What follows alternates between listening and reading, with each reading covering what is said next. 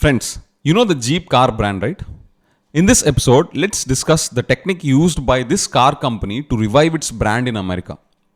Before that, first let's understand the context in which this technique was applied. Then we'll get into the details of the technique. And towards the end, we'll conclude with the insight, which is what made this technique successful for reviving this Jeep brand. Jeep was going through a crisis during 1990s. And the moment I said 1990s, don't start assuming that, hey, this is many decades back and I don't think it is a relevant technique anymore. You will know by the end of this episode why this is a very in-demand technique, not only today, and it is going to be in many years to come. So during that period of time, Americans were demanding for bigger cars, bigger SUVs and luxurious SUVs. So the demand for those cars started left, right and center, and like many other brands, Chrysler, which owned Jeep at that point in time, wanted to take advantage of this opportunity and it didn't want to fall behind. It started thinking what are all the changes that it can do to its Wrangler car. It thought about headlights, doors and what are all the other features that it can add. In fact, it changed its rounded headlights to a squared ones and it removed the removable doors completely and made it a fixed one. And it also thought very deeply into what are all the features that it can add on top of the current ones to make it more feature rich in order to make it competitive for this incoming demand for bigger cars and bigger SUVs. But despite all its efforts, the sales of Jeep's Wrangler were going down day by day. And that is when they hired Dr. Clotaire Rappel to help them with this challenge. He was a French psychiatrist turned marketing consultant who has a very unique approach. And his approach is a mix of understanding first introductions of a product and the respective emotions that were evoked during those first introductions. And let me elaborate. Let's take an example of coffee. For him to understand their inclinations toward coffee, he'll try to dig into their cultural background and their lifestyle from their early childhood to understand how people get introduced to coffee first, especially during early childhoods.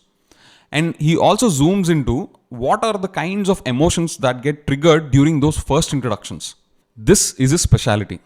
And in Jeep's case, he applied the same approach and he realized that Americans associated Jeep brand with three things: adventure, ruggedness, and a sense of freedom.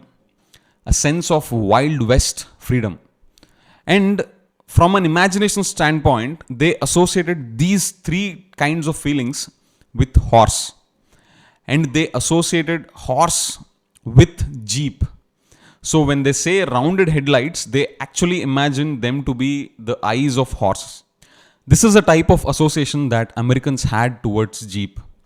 The way they first got introduced to the brand and the kind of emotions that got evoked created this kind of cultural imprint in their minds. On the other hand, when they made the changes, look at the changes that Wrangler made.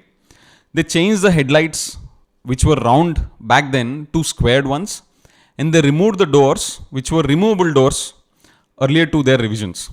So to Americans, the rounded headlights meant horse's eyes, and that connection was lost. That emotional connection of horse's eyes was lost when they changed the rounded headlights to a squared ones, and the sense of freedom was lost when they removed the removable doors and brought in fixed ones.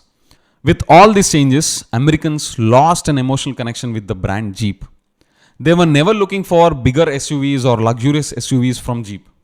They were looking for rugged ones.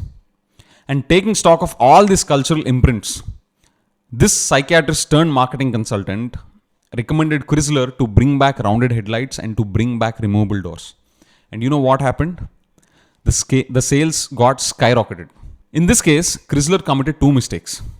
It focused more on features and functions and not on emotions. It started thinking about what are all the features that I can add and make the SUV bigger and luxurious to hop onto the trend, instead of focusing on what are all the emotions that their actual core customers were buying it for. And the second one, they treated Wrangler just like another SUV and forgot that it was a symbol of American sense of freedom and ruggedness. With Dr. Clotaire Rappel's research, they understood that these were the bedrock of the brand's association with its customers. Now, what's the insight coming out of this? By tapping into the cultural imprints and emotions around how Americans associated the brand Jeep and Wrangler, it ramped up the sales. And not just that, it was able to revive the brand and re-establish the brand in the global automotive industry. Friends, Andhra's development is only possible through building brands, and it is important for us to know these kind of brand building tools and techniques to build brands. With that, friends, thanks for your interest in the development of Andhra.